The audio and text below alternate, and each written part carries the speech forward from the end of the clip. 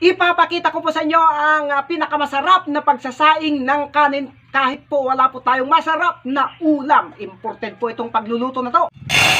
Bale, isang takal ng bigas ang lulutuin lang natin ngayon. Pagkatapos nating mahugasan ng isasaing nating bigas, sa isang takal ng bigas, hahaluan po natin ng isang kutsarang mantika. Imported pa itong mantika natin.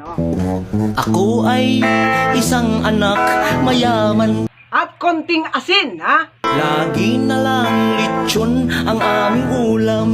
At konting magic syrup. Ayan, Yan, konti lang, para siguradong talagang masarap.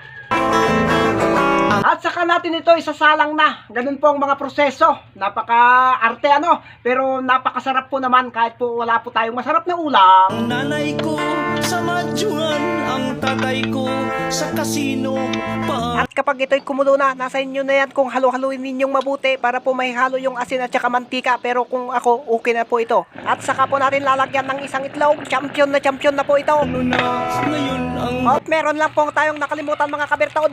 Nakalimutan po natin na lagyan ng ganito. Pahabol po, lagyan natin ng durog na paminta. Kung meron pa sana yung pampabango ng kanin, ay lalagyan pa natin. Ito po yung sinasabi ko sa iyo, Miss Rabia Cristel, na pwede mong gawin. Napakaganda po yung mga ganitong content na pwedeng makakatulong sa ating mga kapwa-tao. At bali yan mga kabertaod, ito na po, luto na po. Ayan, yummy. buhay ko.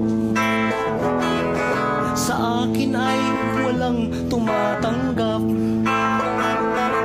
At ito na mga kabertod, ay naku, amoy palang pamatay na.